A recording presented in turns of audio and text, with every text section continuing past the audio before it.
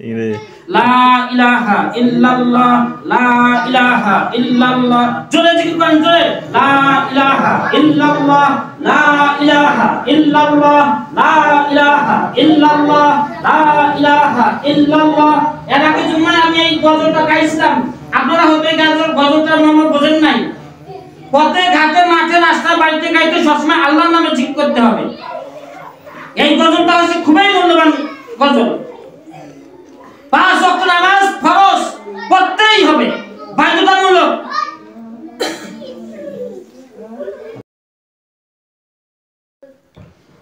আমাদের সমাজে এমন একটা অভ্যাস হয়ে গেছে বর্তমান জামানার মুসলমানদের, যা বলতে গেলেও আমাকে লজ্জা লাগে, যে আমাদের মুসলমানদের এত দুরবস্থা হয়ে গেছে। আমাদের মুসলমানরা আজকে এমন নিম্ন পর্যায়ে চলে গেছে, কোরআন হাদিস থেকে এতই দূরে চলে গেছে, যা বলতে গেলে দুঃখ লাগে, কষ্ট লাগে। পরিচয় দেয় আমি মুসলমান, পরিচয় দেয় কি মুসলমান, মুসলমান পড়তে জানে না কোরআন, ঠিক কি না? এমন বহুত মুসলমান আছে পড়তে জানে না কোরআন, পরিচয় দেয় আমি মুসলমান। আমার বন্ধুগণ, মুসলমান তো এমন অবস্থা হয়েছে, যদি সালাম দেন বলেন আসসালামু আলাইকুম, বলে ওয়ালাইকুম সালাম। ওয়ালাইকুম সালাম কোন কিতাবে লেখা আছে? নাই। কোন বইয়ে ওয়ালাইকুম সালাম লেখা নাই, কোরআনেও ওয়ালাইকুম সালাম লেখা নাই। লেখা আছে ওয়া আলাইকুমুস সালাম, ওয়া আলাইকুমুস সালাম। মানে এখানে 3-4টা অক্ষর বাদ, 3-4টা হরফ বাদ। মানে এমন মুসলমান হইছে, সালাম দিলে বলে ওয়ালাইকুম সালাম। ওয়ালাইকুম সালাম কোথায় পেয়েছো তুমি? কোথায় আছো ওয়ালাইকুম সালাম? বলতে হবে ওয়া আলাইকুমুস সালাম ওয়া রাহমাতুল্লাহি ওয়া বারাকাতুহু। পুরাটা যদি বলতে না পারে, অন্তত এতটুকু বলবে ওয়া আলাইকুমুস সালাম, ঠিক কি না? আমাদের মুসলমানেরা এমন দুরবস্থা হইছে,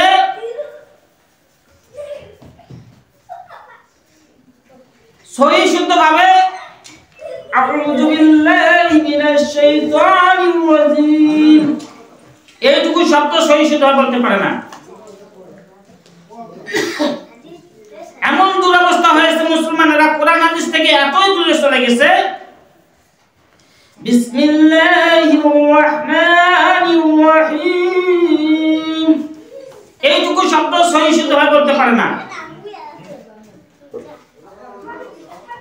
মুসলমানরা দিন দিন কোরআন হাদিস থেকে এত দূরে যাচ্ছে, একজন মুসলমান একজন মুসলমানকে দেখলে সালামই দেয় না। হাদিস শরীফের মধ্যে বলা হয়েছে আসসালামু ক্বাবলাল কালাম, কথা বলার আগেই সালাম দিতে হবে, ঠিক কি না? এমন অবস্থা হয়েছে, একজন মুসলমান আরেকজন মুসলমানের বাড়িতে গেলে, ও ভাই বাড়িতে আসে নাকি, কয় আনে বাড়ির মধ্যে ঢুকতেছে, বলি বাড়িতে ঢুকতেছে। এটা কোনো মুসলমানের নিয়ম না। মুসলমান যদি কোনো বাসায় কাউকে ডাকার জন্য যায়, ফার্স্টে সালাম দিতে হবে বাড়ির গেটের কাছে গিয়ে, আসসালামু আলাইকুম। একবার সালাম দেওয়ার পর যদি জবাব না পায়, আরেকবার সালাম দিবে। আরেকবার সালাম দেওয়ার পর যদি জবাব না পায়, কিংবা যদি জবাব না পায় চলে যাবে। তারপর সালাম দেওয়ার পর যদি জবাব পায়, তারপর অনুমতি নিতে হবে যে আমি কি ভেতরে আসতে পারি। কারণ বাড়ির নারীরা কে কোন অবস্থায় আছে, পর্দায় আছে না কি আছে, হুট করে মানুষের বাড়ি ঢুকে যাবে না, যাবে কি না? তারপর যদি তারা অনুমতি দেয় যে আসতে পারেন, তারপর বাসায় যাবে, ঠিক কি না? আমাদেরকে নবীর সুন্নাত অনুযায়ী নিজের জীবনকে যাপন করার জন্য জান প্রাণ দিয়ে চেষ্টা করার দরকার আছে না নাই? আছে। আরো জোরে বলা আছে না নাই? আছে।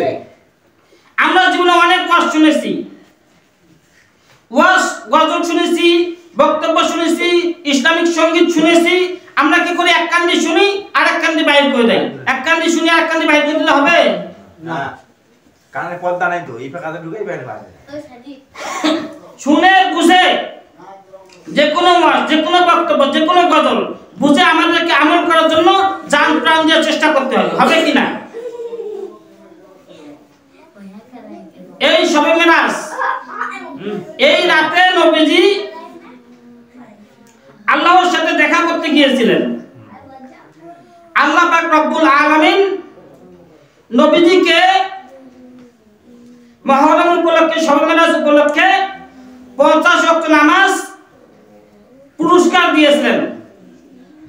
তখন নবীজি বললেন যে আমার উম্মতরা 50 ওয়াক্ত নামাজ পড়তে পারবে না, কিছু কমায় দেন। আবার কিছু কমায় দিলেন, আবার বললেন কিছু কমায় দেন, কিছু কমায় দিলেন, আবার কমাইতে কমাইতে একবারে লাস্টে 5 ওয়াক্ত নামাজের মধ্যে চলে আসলো। তখন আল্লাহ পাক বললেন যে তোমার উম্মতরা যদি 5 ওয়াক্ত নামাজ পড়ে আমি 50 ওয়াক্ত নামাজের শব্দ বলি, সুবহানাল্লাহ। সুবহানাল্লাহ। নবীকে ভালোবাসতে হবে।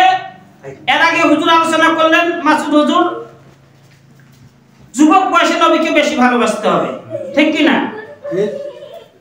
কিন্তু বর্তমান যুবকেরা ভালোবাসে বেশি যুবতীদেরকে, ঠিক কি না? ঠিক। আর যুবতীরা বেশি ভালোবাসে যুবককে, ঠিক কি না? ঠিক। হারাম প্রেমের মধ্যে তারা একেবারে ডুবে গেছে, ঠিক কি না? ঠিক। প্রেম ভালোবাসা হারাম, প্রেম ভালোবাসা করা যাবে না। বিয়ের আগে কোনো যুবক যদি যুবতীর হাতে হাত দিল, মনে করেন খারাপ নিয়তে, মনে করেন সে জাহান্নামের দরজায় চলে গেল।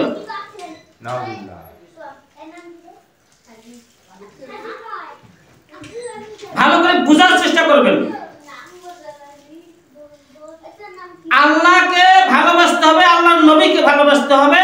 তাদেরকে ভালোবাসলে আমরা কি করব? তাদের মতো নিজের জীবনকে যাপন করার জন্য চেষ্টা করব, ঠিক কি না? ঠিক। কিন্তু আমরা কি করতেছি? একটু ভালো করে বুঝার চেষ্টা করলে বুঝতে পারবেন। হারাম যদি ভালোবাসা হয়ও, কিন্তু যুবক যুবতীকে কতটা ভালোবাসে আর যুবতী যুবতীকে কতটা ভালোবাসে, এই সাধারণ দুনিয়ার সামান্য ভালোবাসাটা কত বেশি, আর আল্লাহ রসুলের ভালোবাসাটা কত বেশি হওয়ার দরকার। আল্লাহ রসুলকে ভালোবাসলে ভালোবাসার মতো ভালোবাসতে হবে, ঠিক কি না? ভালোবাসার মতো ভালো বাসতে হবে। আমার ভাইরা, আমার বন্ধুগণ, আমার আল্লাহ পাক রব্বুল আলামিন কুরআন শরীফের মধ্যে বলছেন, কুল ইন কুনতুম তুহিব্বুনাল্লাহা ফাত্তাবিউনি ইউহ্বিবকুমুল্লাহ ওয়া ইয়াগফির লাকুম যুনুবাকুম ওয়াল্লাহু গফুরুর রহিম। আল্লাহু আকবার, আল্লাহু আকবার। আমার আল্লাহ পাক রব্বুল আলামিন বলেন, যারা আমার নবীকে ভালোবাসবে আমি আল্লাহ পাক রব্বুল আলামিন তাদেরকে maaf করিয়া দেব।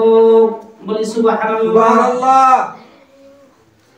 আমার ভাইরা, আমার বন্ধুগণ, আমার নবীকে ভালোবাসলে ভালোবাসার মতো ভালোবাসতে হবে। আমি একটা দৃষ্টান্ত আপনাদের কাছে তুলে ধরতেছি, ভালো করে বোঝার চেষ্টা করবেন। একজন যুবক যখন আরেকজন যুবতীকে হারাম ভালোবাসে, তখন ওই যুবক যুবতীকে বলে, ও আমার জান লক্ষ্মী সোনা টিয়া ময়না, কেমন আছো? যুবতী বলে, আমি ভালো আছি, তুমি কেমন আছো?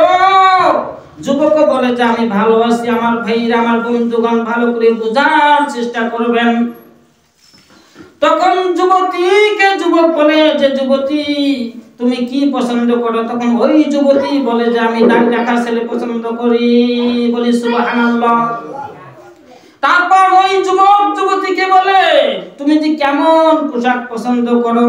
তখন ওই যুবতী বলে যে আমি সাদা পোশাক, পাঞ্জাবি, পায়জামা, জুব্বা, ইসলামী সুন্নতি পোশাকগুলো বেশি পছন্দ করি। বলি সুবহানাল্লাহ। তখন ওই যুবক তারপর জিজ্ঞাসা করে যে তুমি কেমন খাওয়া পছন্দ করো, কি খাওয়া পছন্দ করো?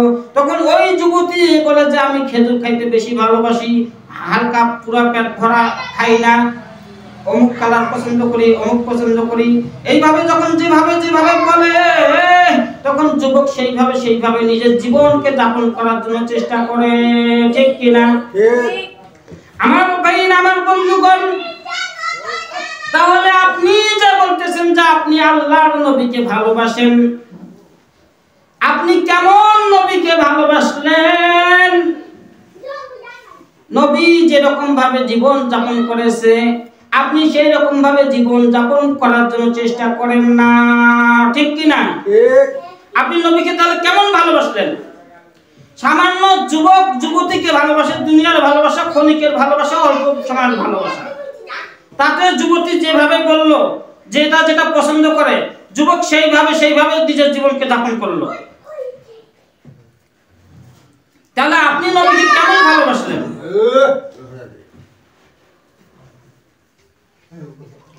নবীকে ভালোবাসতে হবে ভালোবাসার মতো।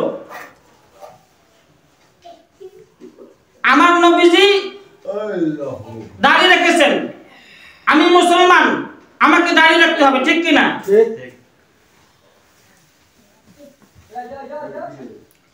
দাড়ি কাটা হচ্ছে কবিরা গুনাহ। কি গুনাহ? কবিরা গুনাহ। বর্তমান তো যুবকেরা দাড়ি রাখে না, রাখলেও আবার মডেল করে রাখতেছে, ঠিক কিনা? মানে যতটা হওয়ার দরকার এক মুষ্টি পরিমাণ তাই হইতেই কেটে ফেলতেছে।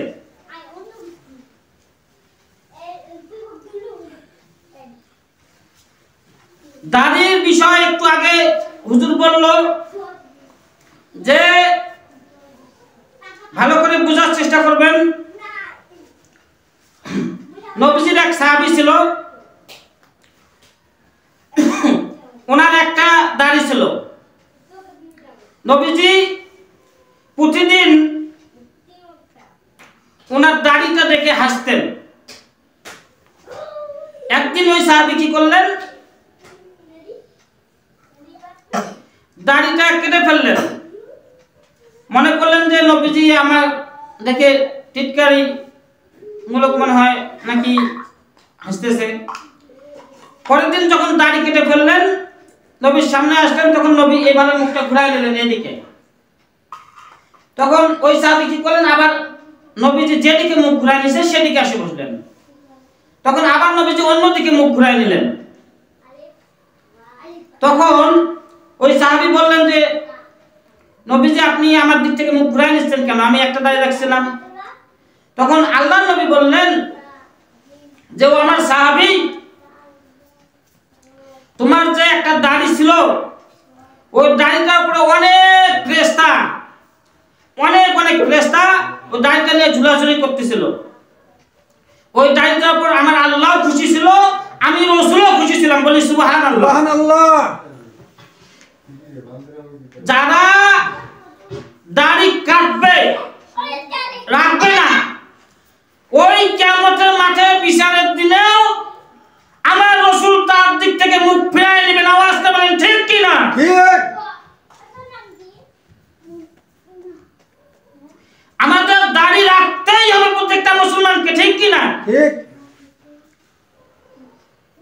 এই দুনিয়া থাকার জায়গা না, এই দুনিয়া থেকে একদিন আমাদের চলে যেতে হবে। চলে যাওয়ার আগে কিছু আমল, কিছু ইবাদত করে যেতে হবে, ঠিক কি না? ঠিক। আল্লাহ পাক আমাদেরকে ইবাদত করার জন্য সৃষ্টি করেছেন।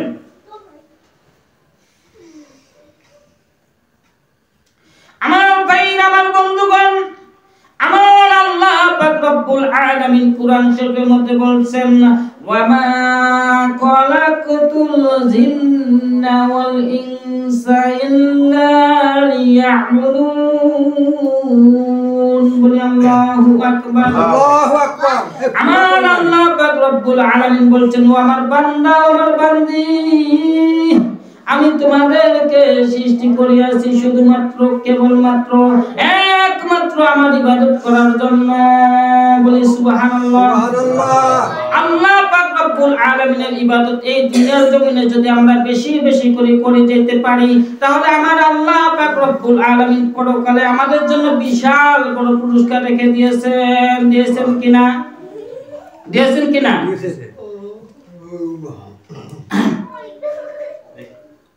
আর আমি এর আগে বলছিলাম, হয়তো আপনারা বুঝতে পারেন নাই, যে মুসলমানকে পথে ঘাটে মাঠে রাস্তায় বাড়িতে গাড়িতে সবসময় আল্লাহর নামে জিকির করতে হবে, ঠিক কিনা? আর যত আল্লাহর নামে জিকির করবে, আল্লাহ শুকরিয়া আদায় করবে, আল্লাহ পাক তার উপর তত রহমত বরকত বর্ষণ করবে, ঠিক কিনা? ঠিক।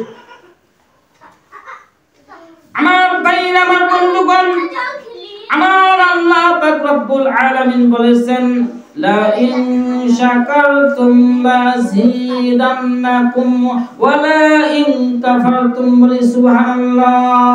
আমার আল্লাহ পাক রব্বুল আলামিন বলেছেন, আমার যে বান্দা, আমার যে বান্দি আমার নিয়ামত পাইয়া আমার নিয়ামতের শুকরিয়া আদায় করবে, আমি আল্লাহ পাক রব্বুল আলামিন তাদের নিয়ামতকে বাড়াইয়া দেব, বলি সুবহানাল্লাহ। আমার ভাইরা, আমার বন্ধুগণ, আল্লাহর নবী মুসা আলাইহিস সালাম একদিন আল্লাহর সাথে কথা বলতে যাচ্ছেন, যাইতে যাইতে চলিতে চলিতে হঠাৎ করে একজন বয়স্ক বুড়িমার সাথে দেখা, বলি সুবহানাল্লাহ। ওই বয়স্ক বুড়িমা ডাক দিয়ে বলে, ও আল্লাহর নবী মুসা, আপনি কোথায় যাচ্ছেন? মুসা আলাইহিস সালাম বলেন, আমি আল্লাহর সাথে কথা বলতে যাচ্ছি, বলি সুবহানাল্লাহ। আমার ভাইরা, আমার বন্ধুগণ, ওই বয়স্ক মহিলা বলে যে আপনি আল্লাহর কাছে আমার একটা অভিযোগ পৌঁছায় দিবেন।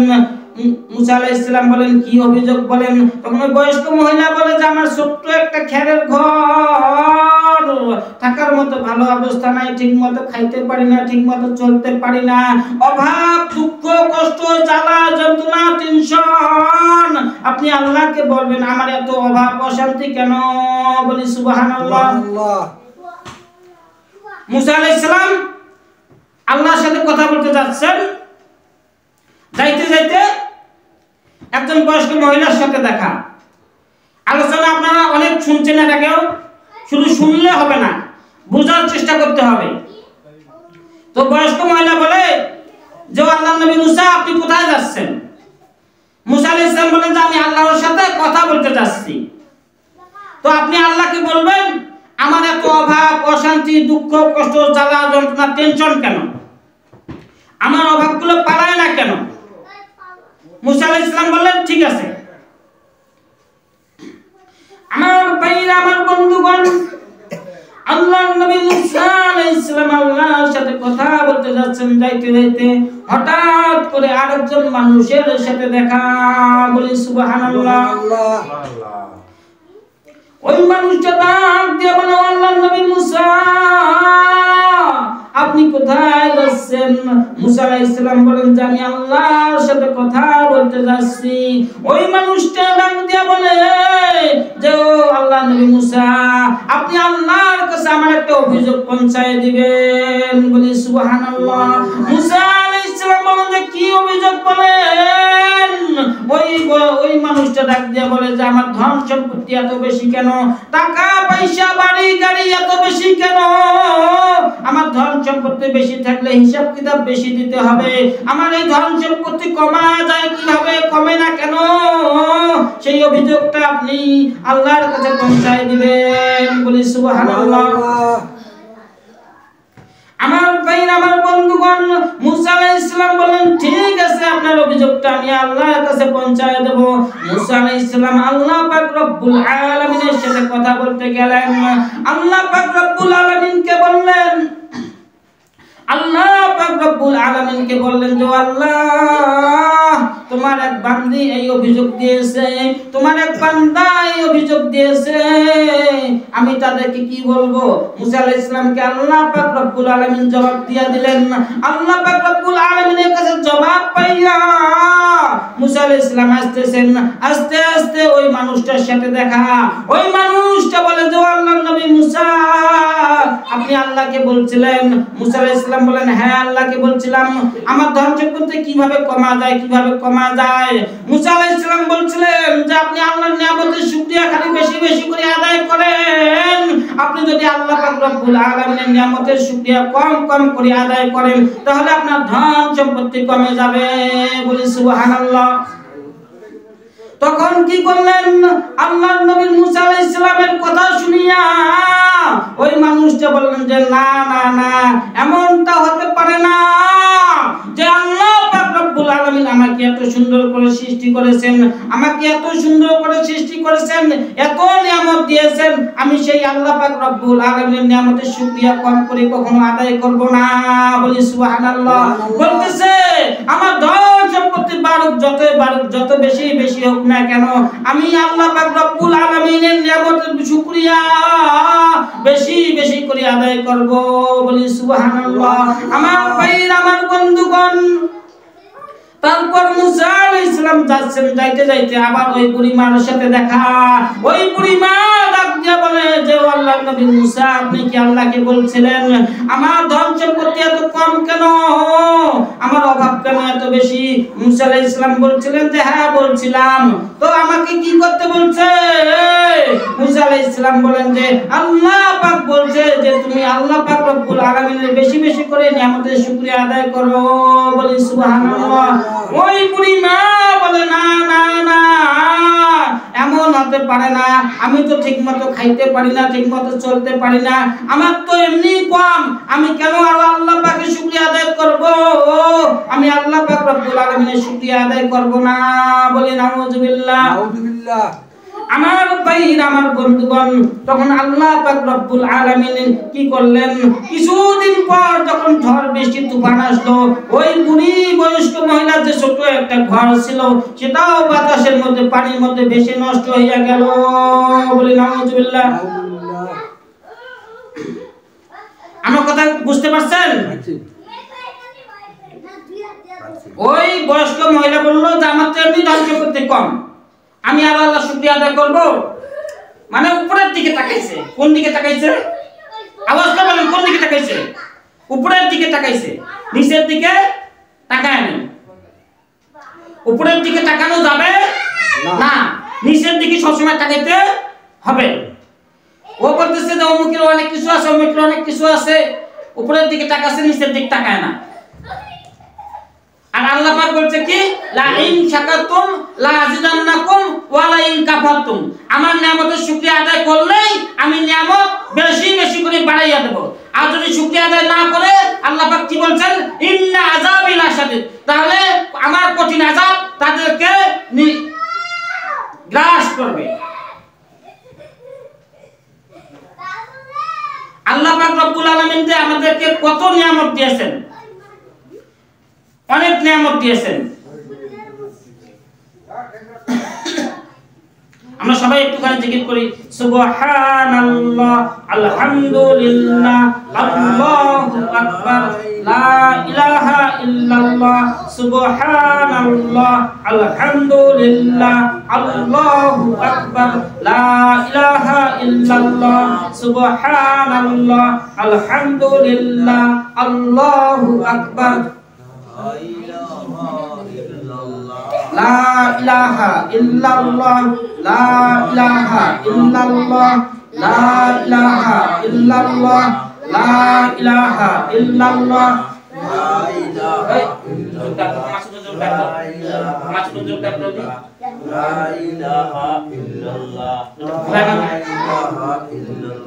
লা ইলাহা ইল্লাল্লাহ, লা ইলাহা ইল্লাল্লাহ, লা ইলাহা ইল্লাল্লাহ। বলো রে আমার মন, লা ইলাহা ইল্লাল্লাহ, বলো রে আমার মন। শেষ বিদায়ে বুঝবি রে মন, শেষ বিদায়ে বুঝবি রে মন, এই কালিমার কি যে গুণ, লা ইলাহা ইল্লাল্লাহ, বলো রে আমার মন, লা ইলাহা ইল্লাল্লাহ, বলো রে আমার মন। মৌত বেলায় বুঝবি রে মন, মৌত বেলায় বুঝবি রে মন, এই কালিমার কি যে গুণ, লা ইলাহা ইল্লাল্লাহ, বলো রে আমার মন, লা ইলাহা ইল্লাল্লাহ, বলো রে আমার মন। নিচে পুরোটা আমার তো নিচে ধরেন, পুরোটা ঘোরা। লা ইলাহা ইল্লাল্লাহ, লা ইলাহা ইল্লাল্লাহ। জোরে জিকির করেন, জোরে। লা ইলাহা ইল্লাল্লাহ, লা ইলাহা ইল্লাল্লাহ, লা ইলাহা ইল্লাল্লাহ লা ইলাহা ইল্লাল্লাহ। এর আগে জুম্মায় আমি এই গজলটা গাইছিলাম, আপনারা হয়তো এই গজলটার নাম বোঝেন নাই। পথে ঘাটে মাঠে রাস্তা বাড়িতে গাইতে সবসময় আল্লাহর নামে জিকির করতে হবে। এই গজলটা হচ্ছে খুবই মূল্যবান গজল।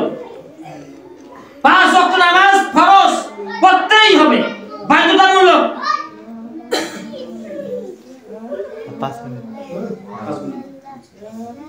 কেন নামাজ পড়ি? আচ্ছা, আজকের মতো আলোচনা এখানে শেষ করলাম। আসসালামু আলাইকুম ওয়া রাহমাতুল্লাহি তাআলা ওয়া বারাকাতুহু। ওয়া আলাইকুম আসসালাম।